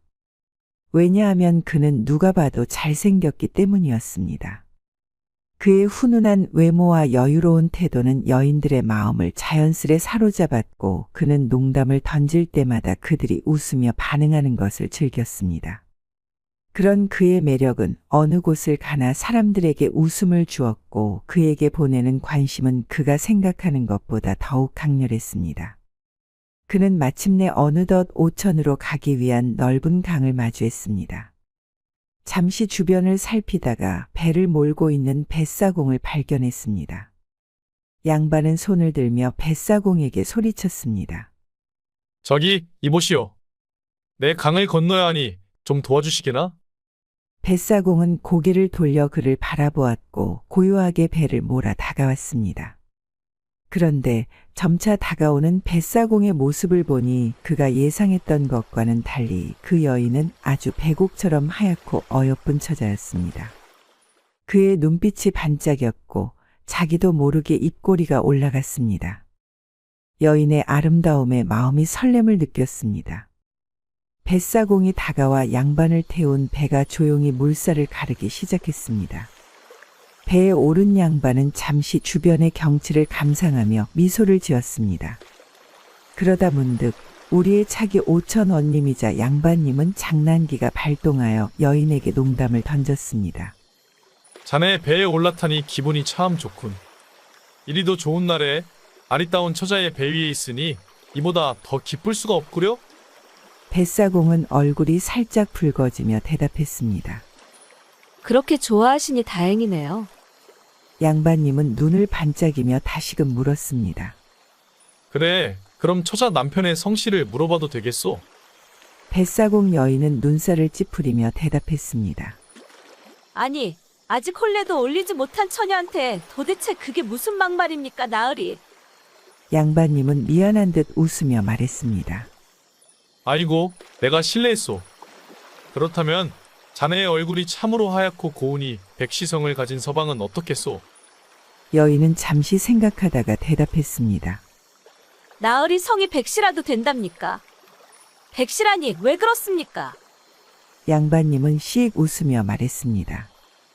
하나가 아닌 100명의 서방이 자네를 챙겨주니 당연히 기분이 좋지 않겠소? 그러자 여인은 웃으며 말했습니다. 참으로 백서방이라면 저도 이제 더 이상 사공일을 안 해도 되겠네요, 나으리. 나으리는 뭐 하는 분이시길래 하찮은 여인에게 이리 농을 던지시는 것이오? 어찌 그대를 하찮다고 하시는 것이오? 그렇게 생각하지 마시오. 그대 덕분에 가는 길이 심심하지 않으니 참으로 좋구려? 나는 오천의 원님으로 발령받아 가고 있었소. 물길 위에서는 그대가 나의 목숨줄을 가지고 있으니 부디 잘 부탁하겠소. 처자는 그 이야기를 듣고 잠시 멈추어 양반님에게 말을 이어갔습니다. 나으리 나이도 있어 보이시는데 오천원님의 마님도 참으로 안 됐습니다. 총각이었던 양반님은 처녀의 말을 듣고는 얼굴이 빨개지며 되물었습니다. 아니, 누가 봐도 총각이 나한테 무슨 말이요? 그리고 내 아내가 참으로 안 됐다니 그게 무슨 말이요? 그러자 여인이 미소 지으며 말했습니다. 5천 원님의 미래 마님께서는 참으로 안 되셨고 말고요. 저야 원님께서 말해주신 백서방 덕분에 편히 살 수 있겠지만 하나 둘도 아닌 5천의 원님을 모시려면 마님의 하루가 턱없이 부족하지 않겠습니까? 양반님은 여인의 재치에 깜짝 놀라며 말문이 턱 막혔습니다. 여태껏 만나온 어떠한 여인도 그녀처럼 기민하고 당차게 응수한 적이 없었기 때문입니다. 그는 잠시 말없이 그녀를 바라보다가 자신의 입을 다시 열려 했지만 말이 나오지 않았습니다. 여인의 미소와 장난스러운 태도는 그동안 그가 고백하거나 추파를 던져온 다른 여인들과는 확연히 달랐습니다. 그녀는 양반님이 던진 농담을 받아서 한 발 더 나아가 그를 놀리듯이 말하는 것이었습니다. 그동안 술과 여자를 즐기며 주위를 돌던 양반에게는 경험해보지 못했던 상황이었고 이 여인이 다르게 보이기 시작한 순간이었습니다. 양반님은 잠시 당황한 듯한 표정을 지으며 여인을 바라보다가 뻘쭘한 기색을 감추기 위해 말을 꺼냈습니다. 그렇다면 이제 얼만큼이나 더 가야 강을 건널 수 있는 것이오? 그의 말은 자연스럽게 분위기를 풀어보려는 시도였지만 여전히 어색한 미소를 짓고 있었습니다. 여인은 조금 웃음을 터뜨리며 대답했습니다. 거의 다 왔습니다, 나으리. 편히 앉아 계시지요. 이윽고 배가 건너편 강가에 도착했습니다. 양반님은 천천히 자리에서 일어나며 뱃사공 여인에게 고개를 숙여 인사했습니다. 고맙소. 덕분에 지루하지 않게 강을 무사히 건널 수 있었소. 여인은 고운 미소를 지으며 그를 배웅했습니다. 양반님이 배에서 내리려는 순간 그녀가 장난스러운 표정으로 소리쳤습니다. 잘 가시오, 아들님아. 나도 즐거웠소이다. 양반님은 걸음을 멈추고 뒤를 돌아보며 눈을 동그랗게 뜨고 물었습니다. 아니, 아들이라니 그게 무슨 말이오? 여인은 재치 있는 미소를 지으며 말했습니다. 내 배에서 나왔으니 이제부터는 나으리가 내 배에서 난 아들 아니겠습니까? 그 말에 양반님은 잠시 멍하니 있다가 어이가 없다는 듯 웃음을 터뜨리며 고개를 저었습니다. 이거 정말 농으로는 처자를 이길 방법이 없구려? 그녀의 재치와 당돌함에 완전히 매료된 그는 강을 건너는 동안 느꼈던 감정이 더욱 깊어짐을 깨달았습니다. 그녀는 지금껏 만났던 여인들과는 다른 무언가를 가지고 있었습니다. 그는 잠시 강가에 서서 배를 돌리려는 그녀를 바라보다가 다가갔습니다. 처자, 참으로 기운 좋고 매력적인 사람이구려. 이런 인연도 흔치 않은데 혹여 나와 함께 오늘 밤 근처 주막에서 술 한잔 나누며 이야기나 더 할 수 있겠소? 그녀는 잠시 멈칫하더니 양반님을 올려다보며 미소를 지었습니다. 나으리께서는 참으로 솔직하시군요. 하지만 미천한 제가 어찌 나으리 같이 귀한 분과 술잔을 나눌 수 있겠습니까? 저 같은 뱃사공은 그저 강을 건너는 일에 충실할 따름입니다. 양반님은 그녀의 단호하면서도 부드러운 대답에 더욱 끌렸습니다. 아니, 그리 말하지 마시오. 오늘의 인연이 너무도 아깝소. 강을 건너게 해준 은혜도 갚고 무엇보다도 처자와 나누는 대화가 정말로 흥미로웠소. 함께 이야기하며 시간을 보내는 것만으로도 내게는 큰 기쁨일 테니 부디 거절하지 말아주시오. 그녀는 양반님의 간절한 목소리를 듣고는 고개를 갸웃거리며 한숨 섞인 미소를 지었습니다. 아쉽게도 저는 원체 나으리같이 여자를 밝히는 바람둥이를 좋아하지 않습니다. 양반님은 처자의 단호한 대답에 잠시 고개를 숙이다가 다시 한번 웃으며 말을 이었습니다. 그리 말하지 마시오. 나는 원체 무용한 것들을 좋아하오. 달, 해, 별, 바람 같은 것들. 그 중에서도 그대와 같은 꽃을 제일 좋아하오. 처자는 그 말을 듣고 살짝 놀란 표정으로 원님을 바라보았습니다. 그 미소는 어쩐지 따뜻하면서도 은근히 경계하는 느낌을 주었습니다. 나으리처럼 바람 같은 사내들은 진짜 사랑을 할 수 있는 것이랍니까? 그저 나와 같은 여인들을 하룻밤 즐거움으로 삼으시려는 것은 아닙니까? 양반님은 처자의 말을 듣고 잠시 생각에 잠기며 답했습니다. 하룻밤 즐거움도 사랑이랑 다르게 없소. 원체 사랑이라는 것은 때로는 말로 표현하기 어렵고 행동으로 증명해야 하는 것이 아니겠소.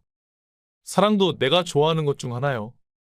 오해하지 마시오. 그렇다고 내가 꽃을 닮은 그대에게 사랑을 하자는 것은 아니오. 처자는 어이가 없다는 듯 한숨을 쉬며 말했습니다. 참으로 어이가 없습니다. 다만 시간이 늦어 더 이상 강을 건널 사람은 올 것 같지 않으니 나으리께 시간만 내어주는 것이지 마음을 주는 건 아닙니다. 그것만 기억하신다면 함께 가도록 하지요. 양반님은 여인의 말에 환한 미소를 지으며 고개를 끄덕였습니다. 그것만으로도 충분하오. 감사하오, 처자. 그들은 함께 주막을 향해 걸음을 옮겼고 어둑해져 가는 강가에는 두 사람의 실루엣이 고즈넉히 흔들리는 물결에 비치고 있었습니다. 주막으로 향하는 길, 양반님은 여인과 나란히 걸으며 그녀를 힐끗힐끗 바라보았습니다. 노을빛이 산과 들을 붉게 물들이고 그녀의 옅은 미소와 맑은 눈빛은 더욱 더 따스한 색으로 빛나는 듯 보였습니다. 양반님은 그 모습을 보고는 자신도 모르게 입을 열었습니다. 처자, 이렇게 가까이서 보니 더 아름답구려. 그대와 함께 걷는 이 길이 너무 짧게 느껴질 만큼 말이오. 여인은 양반님의 말을 듣고는 고개를 살짝 돌려 미소를 지으며 대답했습니다. 길이 짧게 느껴지는 건 나으리의 기분 탓이지요. 길은 늘 그 자리에 있으니 말입니다. 양반님은 그녀의 농담 섞인 대답에 미소를 짓더니 다시 입을 열었습니다. 처자와 함께 걷는 이 길이 너무나 짧게 느껴져 그렇소이다. 이 길이 더 길었으면 좋겠구려? 그녀는 잠시 생각하더니 장난스러운 표정으로 답했습니다. 길이야 늘릴 수 없지만 지금부터 나으리와 함께 머무는 시간을 길게 하는 건 제 선택에 달려 있으니 늘릴 수도 줄일 수도 있지 않겠습니까? 그 말에 양반님은 눈을 반짝이며 감탄했습니다. 처자, 참으로 매력적이구려? 이 선택이 오늘 내게 가장 중요한 일이 될 듯하오. 여인은 미소를 지으며 살짝 고개를 숙였고 두 사람은 웃음 속에서 주막으로 향했습니다. 저무는 노을 아래 그들의 그림자는 길게 드리웠고 발걸음은 점점 가까워지는 듯 경쾌하게 이어졌습니다. 주막에서 술잔을 나누며 여인은 장난스런 표정을 지으며 양반님에게 물었습니다. 사내의 행동과 입이 이리도 가벼우니 어찌 한 고을에 원님을 하실 수 있겠습니까? 다른 곳도 안 봐도 가벼울 게 뻔할 텐데 어찌 여인을 품어봤자 여인이 곁에 머물기나 하겠습니까? 양반님은 여인의 말에 잠시 웃음을 참으며 답했습니다. 처자의 말처럼 입이 가볍다면 그만큼 많은 이야기를 나누고 싶다는 뜻이기도 하오. 그대처럼 똑똑하고 재치 있는 여인과는 말로만이라도 많은 시간을 보내고 싶으니 어찌 그걸 못할 일이겠소. 하지만 처녀의 말하지 못하는 입은 참으로 무겁겠소. 양반님은 여인의 농담에 지지 않고 받아치며 말했습니다. 여인은 처음에는 이해하지 못하였지만 잠시 뒤 여인은 웃음을 참지 못했습니다. 양반님의 농담이 수치스러울 만도 하지만 예상치 못한 대답이었기 때문입니다. 맞습니다, 나으리. 그래도 제 입을 열 수 있는 것은 적어도 한없이 가벼운 나으리는 아니실 것이옵니다. 여인은 양반님의 짓궂은 농담을 다시 한번 받아쳤습니다. 그녀의 말 속에는 양반님을 향한 조롱과 동시에 그에 대한 조금 더 깊은 관심과 호기심이 섞여 있었습니다. 양반님은 그녀의 의미를 파악하고는 미소를 지으며 처자에게 되물었습니다. 그렇다면 그대의 그리도 무거운 입은 어떻게 하면 열 수 있단 말입니까? 하지만 여인은 지지 않고 다시 한번 미소 지으며 대답했습니다. 현재로서는 철벽 요새와 같이 단단히 닫힌 문이라 할 수 있겠으나 그 문을 열 수 있는 것은 사내의 능력에 따라 달라지지요. 그러자 양반님은 다시 한번 더 크게 웃으며 대답했습니다. 아무리 철벽 요새의 무거운 문도 성의를 담으면 결국 열리기 마련이니 내 온 마음을 다해 노력해 보겠소. 식사가 거의 끝날 무렵 양반님은 잠시 생각에 잠긴 듯 하더니 술잔을 내려놓고 입을 열었습니다. 처자 시간 내주어 참으로 즐거웠소. 내 짓궂은 농담에 기분 나빠하지 않고 잘 받아주어 참으로 고맙소. 그런데 이곳에서 오천까지 가는 길이 꽤 멀고 험하다고 하던데 혹시 처자는 그 길을 잘 아시오? 그러자 처자도 진지한 양반님의 표정에 잠시 머뭇거리다 대답했습니다. 잘 알다마다요. 참으로 잘 됐소. 그러면 내 부탁을 하나 해도 되겠소? 처자는 술잔을 손에 들고 고개를 살짝 기울이며 미소 지었습니다. 나으리께서 이토록 진지하게 부탁하시니 한번 들어는 봐야겠습니다. 혹 어떤 부탁이신지요? 양반님은 조심스럽게 말을 이었습니다. 내일 아침이면 다시 길을 떠나야 하는데 이 강가에서 만난 당신과의 인연을 이렇게 끝내고 싶지 않소. 오천까지 나와 동행해 주실 수 있겠소? 처자는 양반님의 요청에 잠시 멈칫하며 눈빛을 피하지 않고 그의 얼굴을 바라보았습니다. 양반님께서 제게 이리도 정중히 부탁하시니 거절하기가 쉽지 않군요. 하지만 제가 어찌 오천까지 나으리와 함께 갈 수 있겠습니까? 이곳을 떠나기는 어려운 일입니다. 양반님은 우울한 표정을 지으며 말했습니다. 하지만 아니 그대도 잠시 일을 쉬고 마실을 나간다 생각하시면 어떻소? 나으리, 유랑도 좋지만 똑똑한 나으리께서 그 길을 모를 리 없지 않습니까? 게다가 앞으로 강을 건너고자 하는 사람들은 어쩐단 말입니까? 그는 한숨을 쉬더니 고개를 숙이고 가슴을 치는 신용을 시작하며 말했습니다. 내 오천으로 가다 길을 잃어 한양에 계신 부모님께 인사도 못 드리고 죽으면 그 책임은 누가 진단 말입니까? 내 무덤의 비석에 나룻배 처자가 나의 동행을 거절하여 길을 잃고 굴러 떨어져 이 자리에 죽었다라고 새겨주신다면 더 이상 부탁하지 않고 내 포기하겠소. 처자는 그의 능청스러운 태도에 어이가 없다는 웃음을 터뜨리며 고개를 저었습니다. 어찌 이리도 사람을 곤란하게 만드시는 것입니까? 양반님은 처자의 말을 듣고는 잠시 생각하더니 갑자기 고개를 숙이며 미안한 듯 말했습니다. 처자께 무리한 부탁을 하였구려. 내가 잠시 흥분하여 경솔했던 것 같소. 미안하오. 더는 말하지 않겠소. 처자는 양반님이 바로 포기하는 모습을 보고는 오히려 양반님을 나무랐습니다. 어찌 사내가 이리 쉽게 포기하는 것입니까? 진심이라면 더 확고하게 말했어야 하는 것이 아닙니까? 성의를 다해 철벽 요새의 문을 열 수 있다고 하시더니 그것도 그저 농이셨던 것이옵니까? 양반님은 처자의 꾸지람에 당황하며 고개를 끄덕였고 더욱더 그녀의 당찬 태도에 끌리고 있음을 느꼈습니다. 그리고는 마음을 다잡고 진지한 목소리로 말했습니다. 처자, 그대의 말이 옳소. 내가 그동안 너무 쉽게 생각한 것 같소.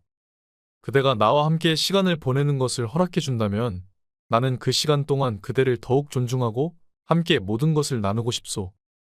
부탁드리오. 마을에 도착할 때까지만이라도 조금만 더 알아가게 해주시오.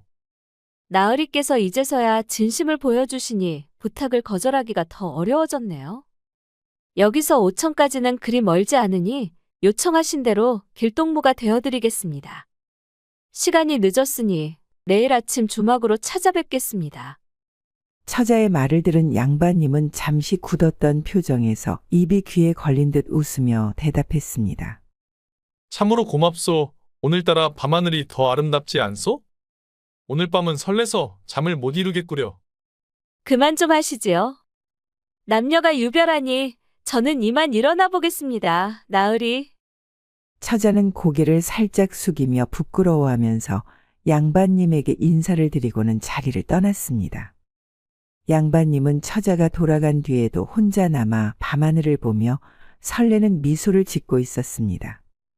다음 날 아침 주막 앞에서 양반님은 처자를 기다리고 있었습니다.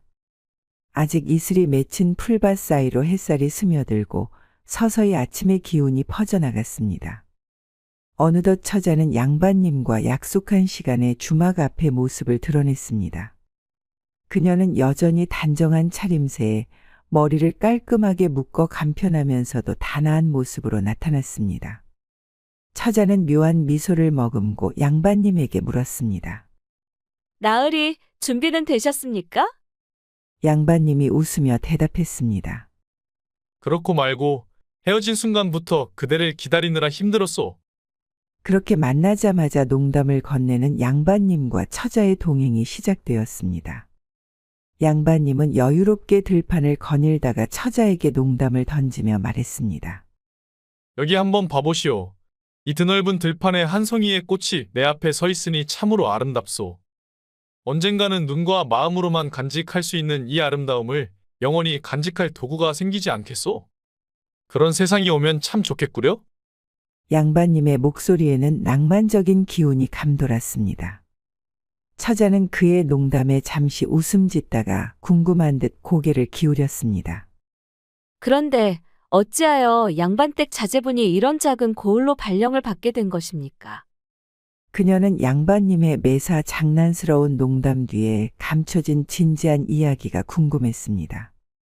양반님은 잠시 생각에 잠기며 답했습니다. 말했다시피 내 원체 아름다운 것들을 좋아하다 보니 한양에선 놀기만 좋아하는 한량으로 지내왔소.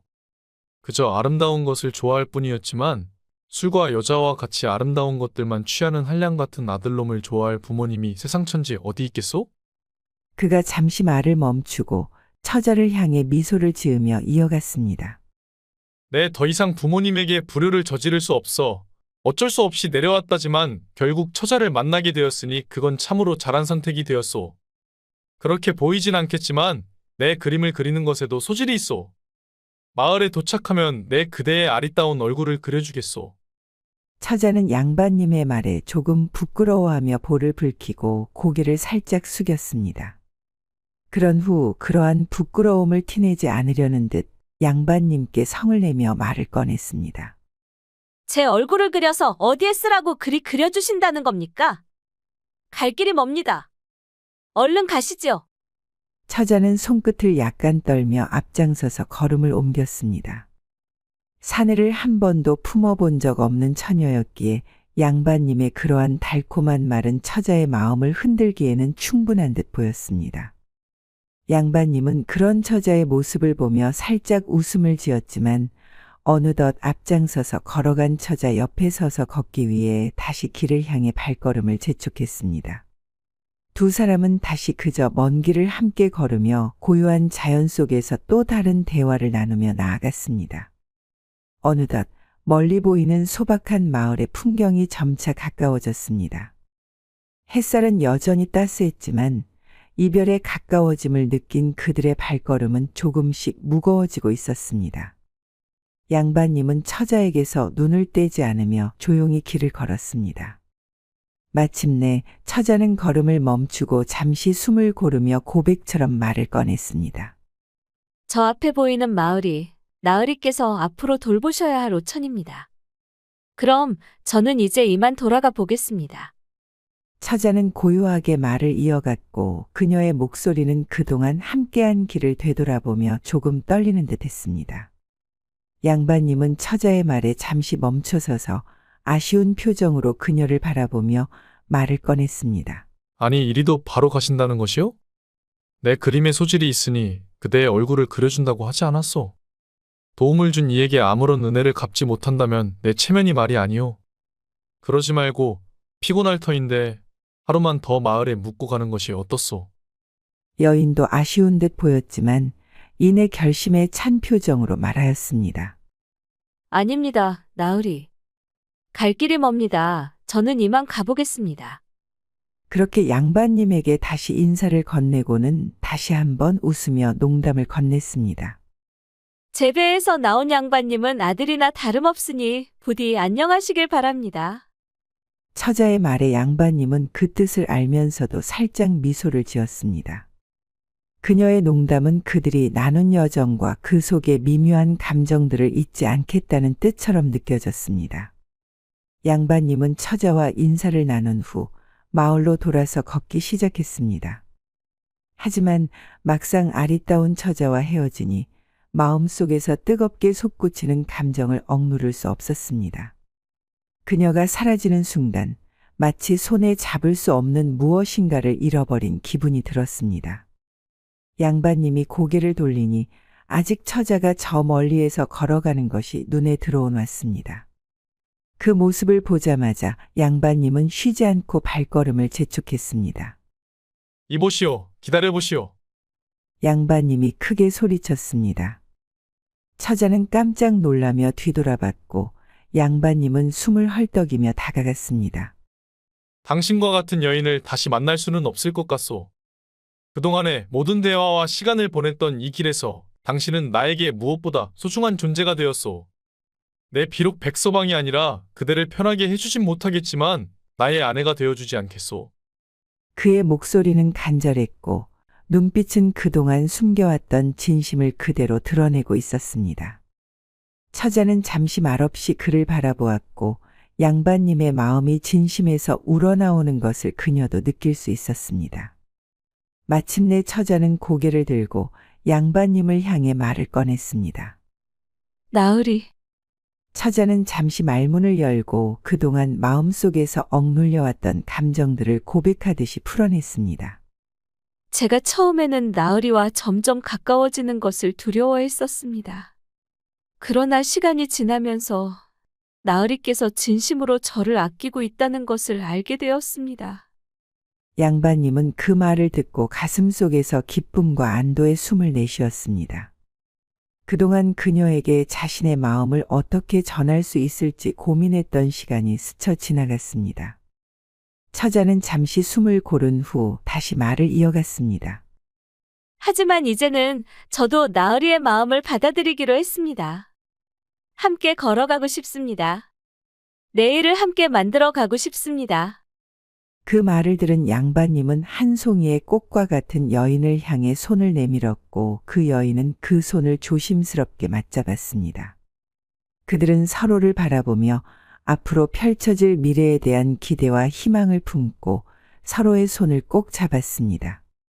시간이 흐르고 양반님과 처자는 오천에서 화려하게 혼례를 올렸습니다. 혼례 후 첫날 밤 두 사람은 조용히 서로를 바라보며 앉아 있었습니다. 그때 처자가 웃으며 입을 열었습니다. 서방님, 저의 철벽 요새와 같은 입을 여시는 건 결국 서방님이시네요. 참으로 어이가 없습니다. 그저 추파만 던지실 줄 알았던 한량 나으리께서 제 옆에 계실 줄 말입니다. 처자가 농담을 던졌습니다. 양반님은 그날 밤 주막에서의 농담을 기억하며 얼굴에 미소를 머금었습니다. 안 하는 거짓말은 하지 않는 사람이요. 그대의 서방은 열지 못하는 문은 없다고 말하지 않았소? 다만 그대의 서방은 한없이 가벼우니 그대가 당장 내일 도망가면 어찌할지 내 참으로 고민이요. 그 말을 들은 처자는 잠시 정색하며 말없이 일어나 양반님의 등짝을 세게 때렸습니다. 등짝을 맞은 양반님은 갑작스런 처자의 모습에 잠시 당황하였습니다. 서방님, 이제부터는 한없이 가벼운 모습으로 다른 여인의 문을 열면 나에게 죽을 줄 아시오. 그 말의 의미를 깨달은 양반님은 웃으며 말했습니다. 내 다짐한 것이 하나 있어. 이제부터 내 삶의 꽃은 그대의 단 한 송이요. 걱정하지 마시오. 양반님은 씩 웃으며 느끼한 표정을 짓고는 한마디 더 건넸습니다. 이리 오시오. 꽃에 물을 줄 시간이요. 어머, 서방님. 잠시만. 그렇게 원님과 처자는 서로의 사랑과 신뢰를 확인하며 누구보다 뜨거운 첫날 밤을 보냈다고 합니다. 그 후 양반님은 오천에서 백성들을 돌보며 마을 사람들의 존경을 받는 인물이 되었습니다. 양반님의 아내인 뱃사공 여인도 서방님을 도우며 두 사람은 함께 백년해로하며 행복하게 살았다고 합니다. 즐거우셨다면 구독과 좋아요, 댓글 부탁드립니다. 다른 재밌는 이야기로 다시 돌아오겠습니다. 새벽 야화였습니다.